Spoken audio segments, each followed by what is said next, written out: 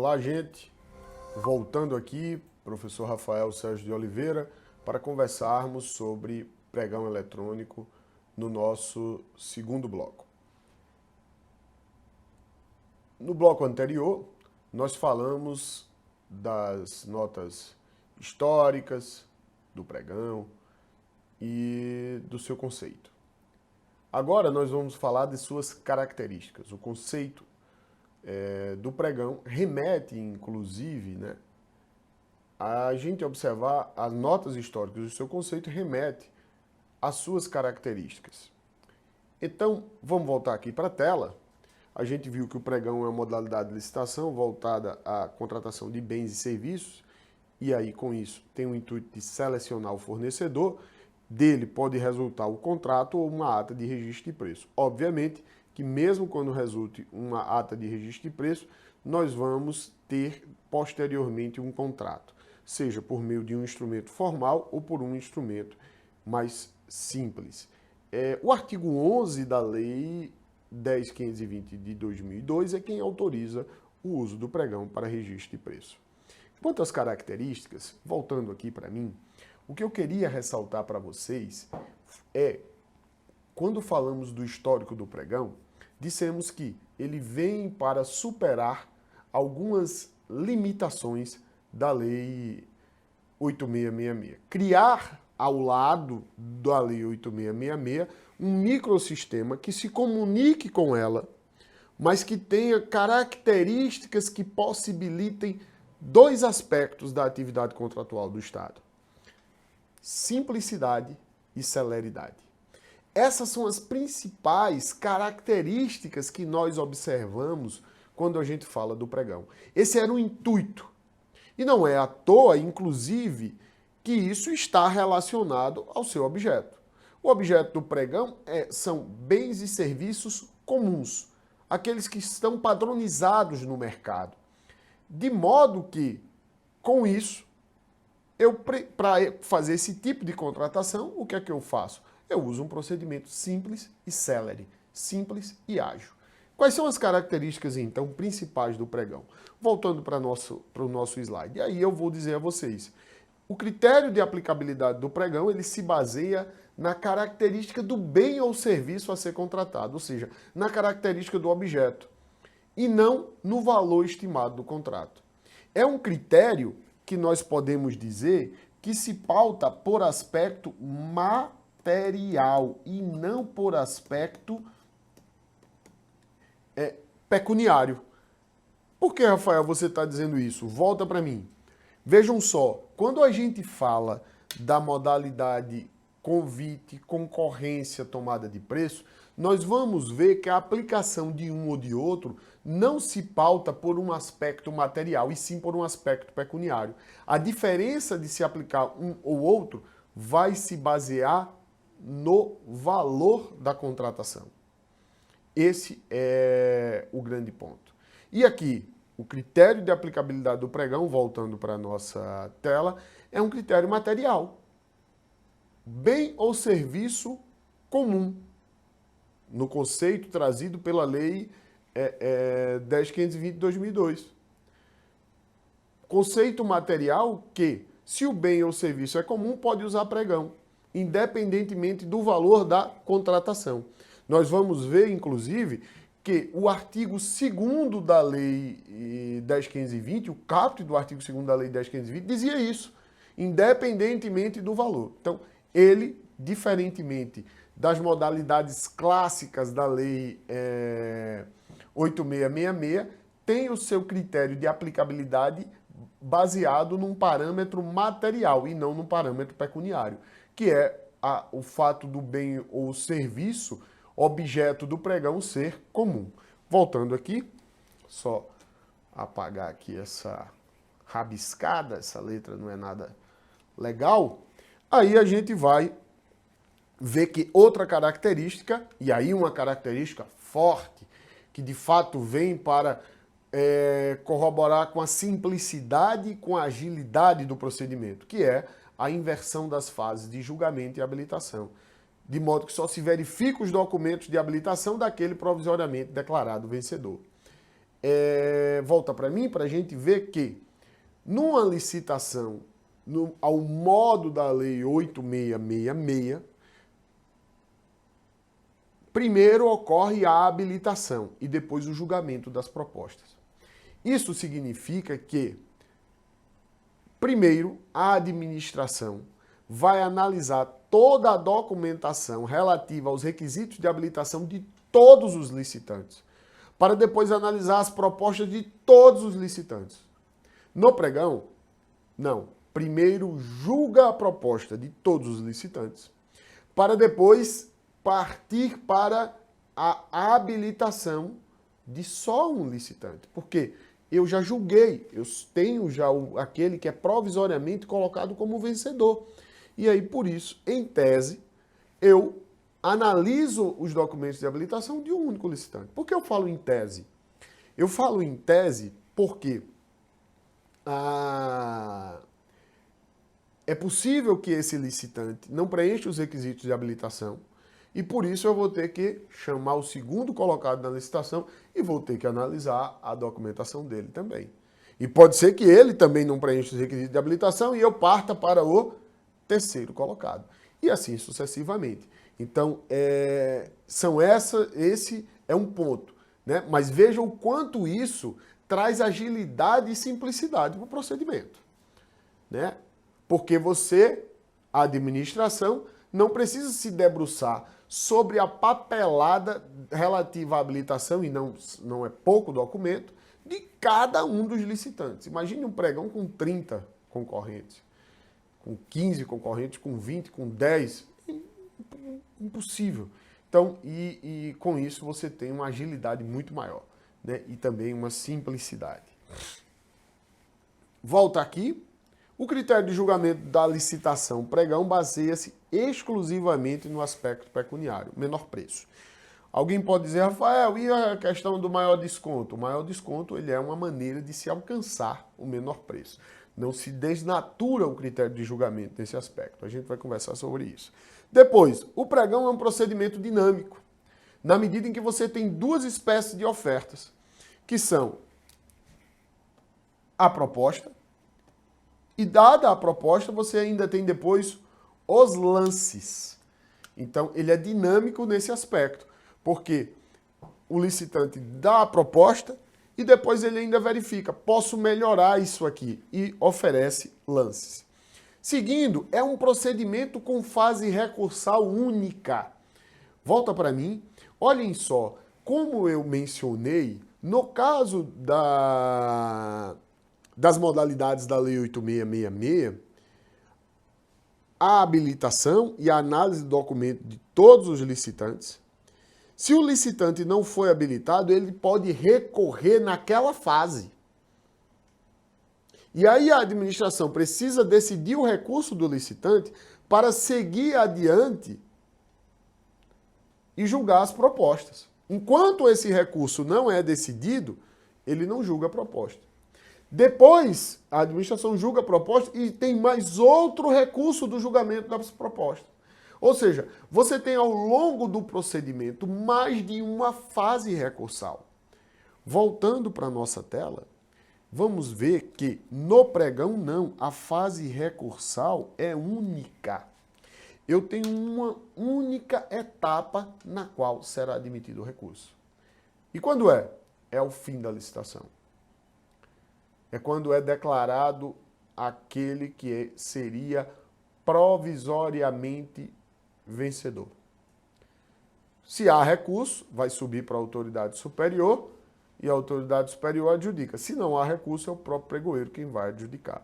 Mas veja, só há uma única fase recursal. Então, por isso aqui, devemos destacar que essa também é uma característica que vem ao encontro das características principais do procedimento, que são a agilidade e a celeridade.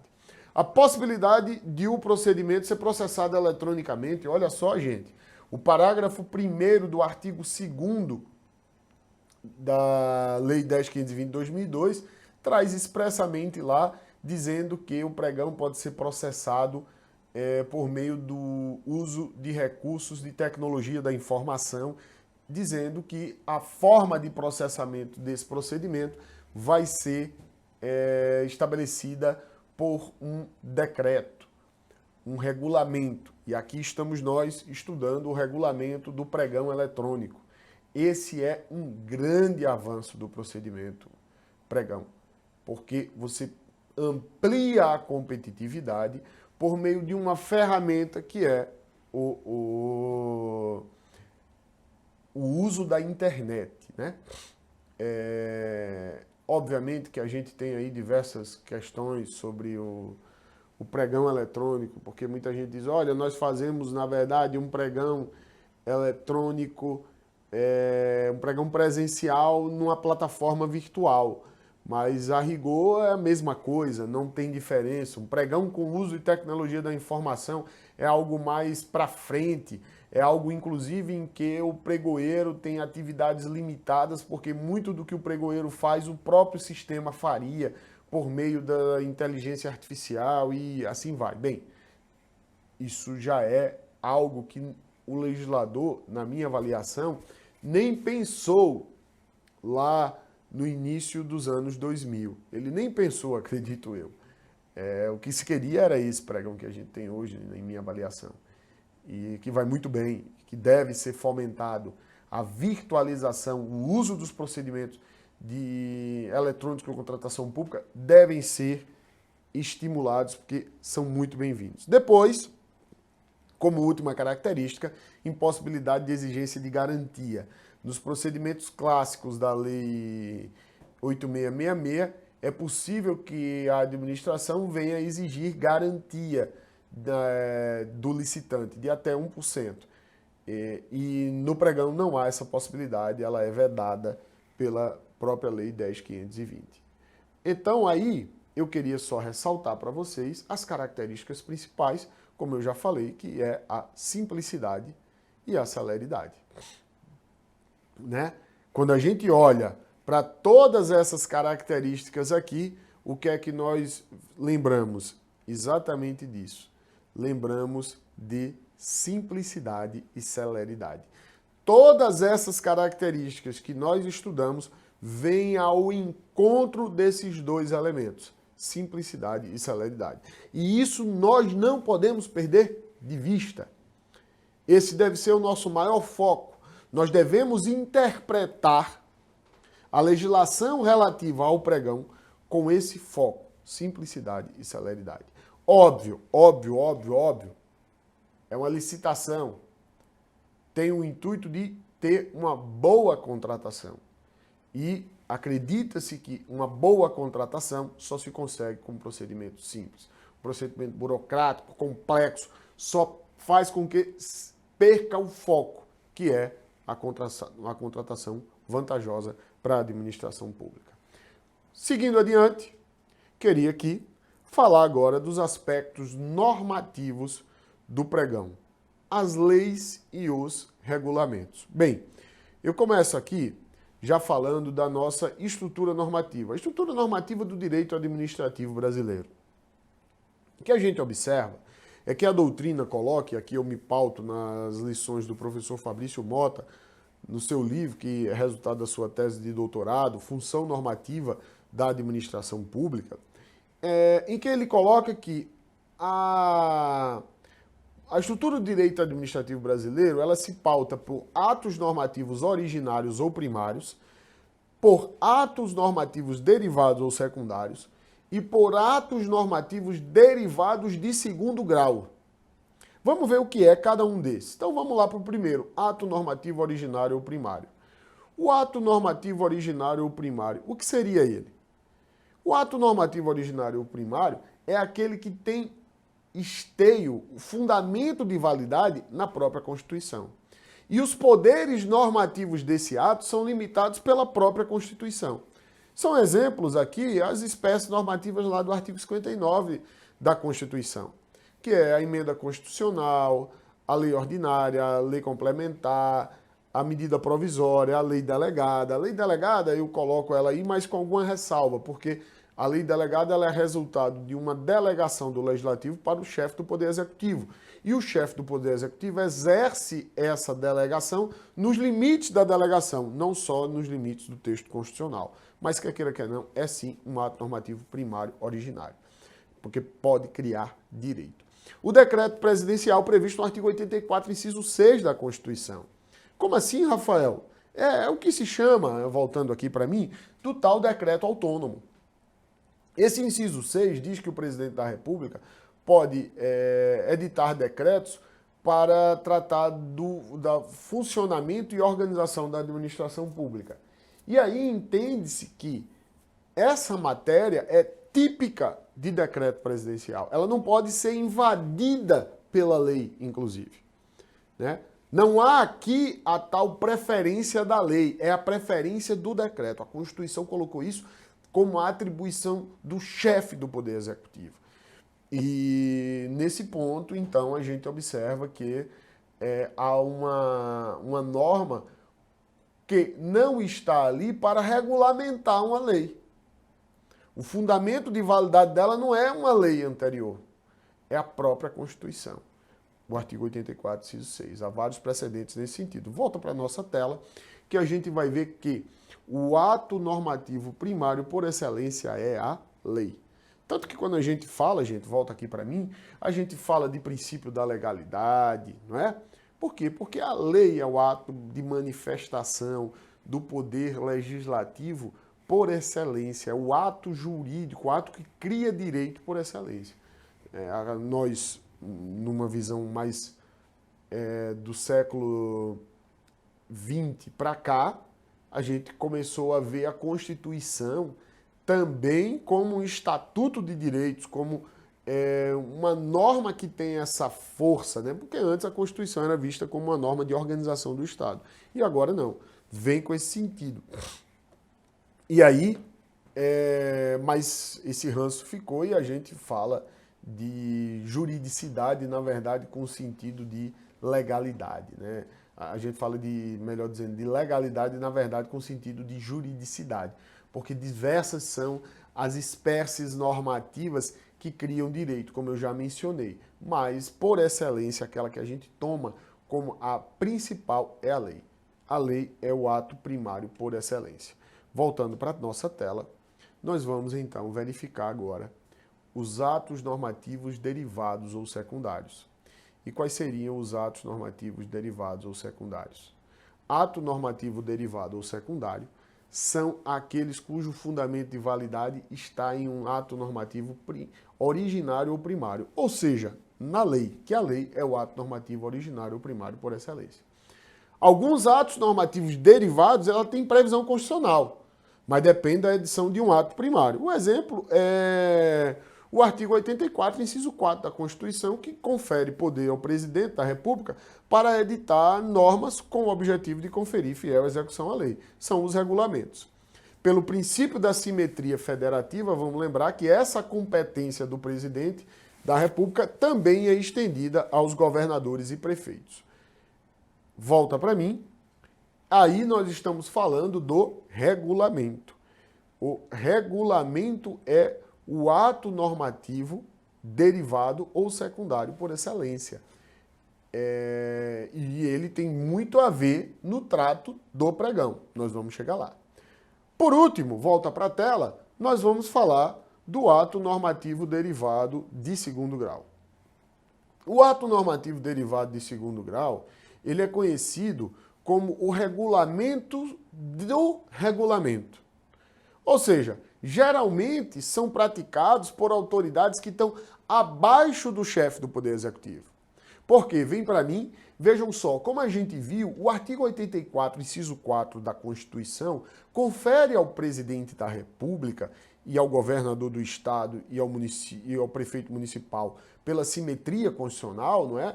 Ele confere a essas autoridades o poder de editar atos para conferir fiel execução à lei. Essas autoridades, então, baixam seus decretos, como é o caso do decreto 10.024 de 2019. Entretanto, o decreto ainda não versa sobre todas as matérias necessárias.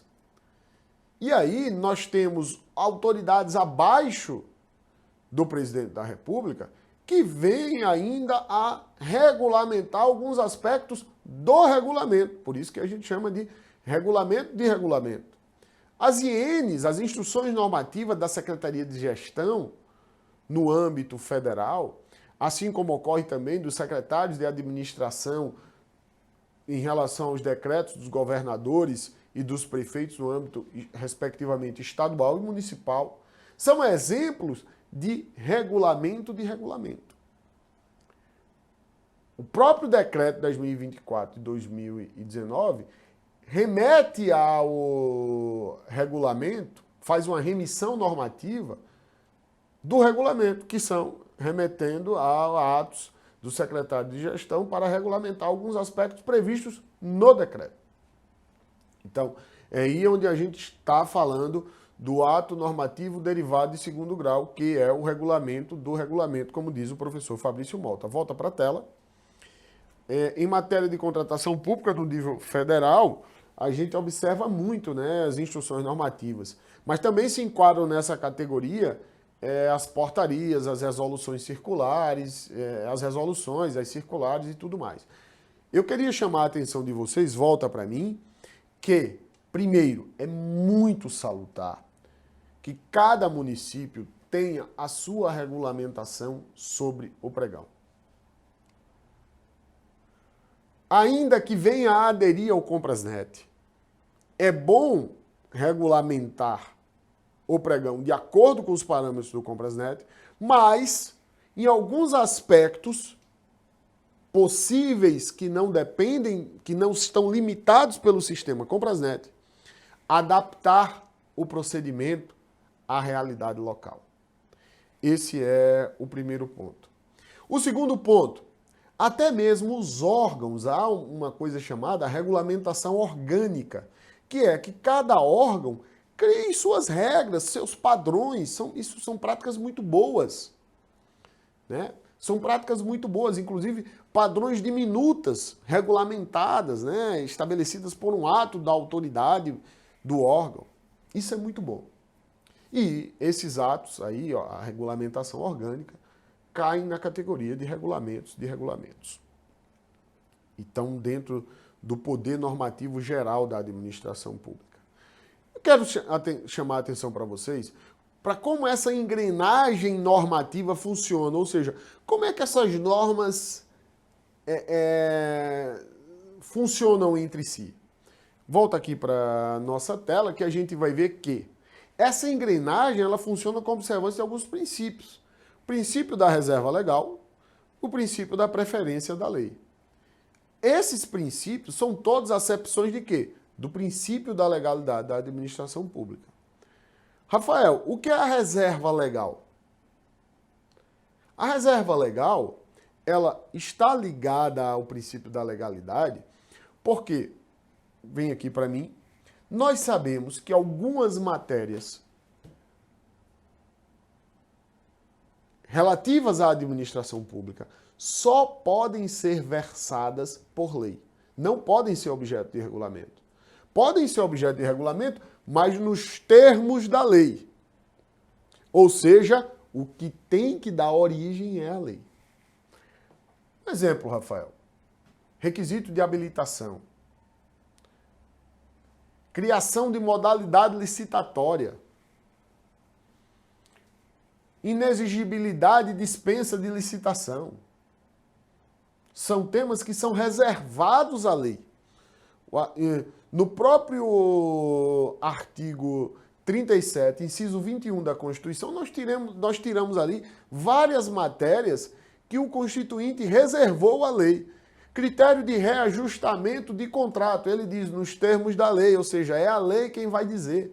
Isso aí é o que a gente chama de reserva legal, princípio da reserva legal. A lei diz, olha, isso aqui é comigo, ninguém se mete. O princípio da preferência da lei quer dizer que, uma vez estabelecido em lei,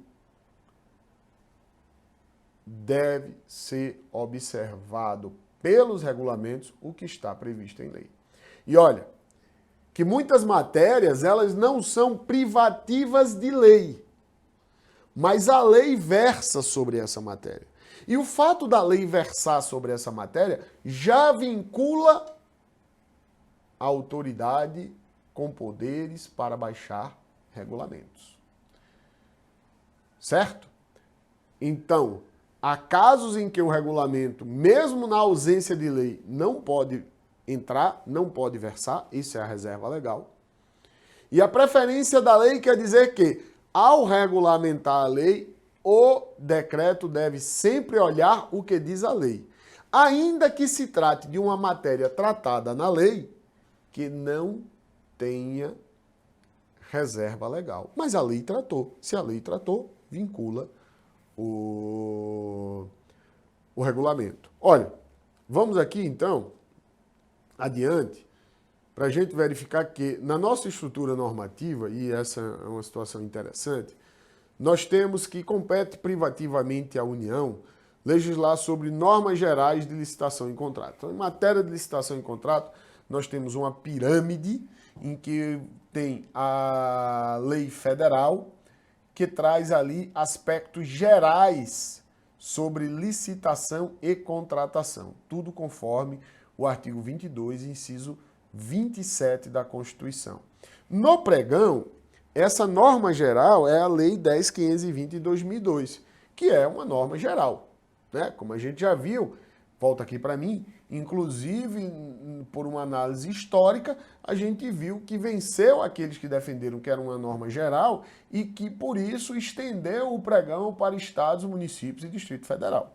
Voltando para a tela, o que a gente observa é que, para além da Lei 10.520, vem a aplicação subsidiária da Lei 8.666 ao procedimento do pregão, conforme artigo 9º da Lei 10.520 de 2002, né?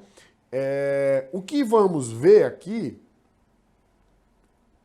é o seguinte: tudo que não é tratado na Lei 10.520 de 2002, no mesmo nível de profundidade da Lei 8.666, merece aplicação subsidiária desta? Volta para mim. Qual é a questão? É que como se dá essa aplicação subsidiária da Lei 8.666? Como eu falei, há autores que dizem que o regime do pregão é um regime à parte. Autores que colocam, olha, hoje nós temos regime de contratação, Lei 8.666, pregão e RDC. Que o RDC é um regime de contratação diverso daquele previsto na Lei 8.666, eu não tenho dúvida, pelas suas características e pela ausência de previsão de aplicação subsidiária da Lei 8.666 ao RDC, e vice-versa. São regimes independentes. Agora, o pregão não. Poderia até ser, se nós tivéssemos o entendimento de que, olha, o que está regulamentado, o que está previsto no pregão, na Lei 10.520, é o que vale para o pregão. Para licitação. A parte de contrato é a parte que a gente vai pegar da Lei 8.666 e aplicar para o pregão. No máximo, alguma coisa que a Lei 8.666 fosse silente, não tratasse e que no caso concreto merecesse uma regulamentação legal, no máximo numa situação como essa, é que a gente deveria recorrer a ela. Um exemplo, para mim, o prazo de impugnação do edital pelo licitante. A Lei 10.520 de 2002 não trata. Vamos recorrer lá, a Lei 8.666. É uma lei que trata da delimitação de um direito do cidadão. Deve prevalecer nesse caso que está previsto na lei. Embora não seja uma matéria propriamente de reserva legal. Pois bem, não é assim que a gente faz. O exemplo melhor que eu poderia dizer, e que parece que essa discussão foi superada, mas houve muita discussão, é o artigo 40 da Lei 8.666, que versa sobre o que precisa constar no edital. E a Lei 10.520, ela traz o que precisa constar do edital do pregão. Mas, em regra, nós sempre fazíamos pregão observando se o edital estava ok, de acordo com as regras do artigo 40 da Lei 8666. Isso não prevaleceu, inclusive, no decreto 10.024, porque admitimos a previsão do orçamento sigiloso, né? Há essa previsão lá. Então, esse é um caso em que, voltando aqui para a nossa tela, esse é um caso em que se viu o seguinte, olha, não é porque a Lei 8666 trata de uma matéria em um nível de profundidade maior que eu devo recorrer a essa regulamentação da Lei 8666 em face de uma regulamentação mais lacunosa da Lei do Pregão. Vai prevalecer a Lei do Pregão, na minha avaliação é isso. A Lei do Pregão que traz uma regulamentação mais lacunosa e que com isso, o que pode se entender é que ela está dando mais discricionariedade ao gestor, mais liberdade ao gestor. Na prática, gente, volta para mim, não é o que ocorre ainda. Eu acho que essa discussão tem se aprofundado. O caso do artigo 40, na hipótese do orçamento sigiloso, para mim é o melhor exemplo. A gente tem cada vez mais procurado dar uma maior autonomia na interpretação da lei do pregão. Entretanto, ainda não é assim. Há autores que dizem, não, a lei 8666 está, em relação à licitação, está esvaziada, porque hoje quase tudo que a gente faz é pregão. Não, gente, não é bem assim. Requisitos de habilitação, a gente bebe na lei 8666. O critério de julgamento, melhor dizendo, o critério de análise de aceitabilidade das propostas, a gente vai lá e vê a lei 8666. A questão relativa à participação de empresas estrangeiras e da licitação internacional. Mesmo quando a gente faz por pregão, a gente vai lá para as regras da lei 8666. As definições, os princípios, quase tudo a gente vai ver na lei 8666. Então, não é bem assim. A gente ainda continua com a aplicação, a presença muito grande da lei 8666 no pregão. Vamos encerrar aqui e a gente volta ainda falando sobre essa questão das normas e regulamentos, leis e regulamentos relativos ao pregão no próximo bloco. Até já.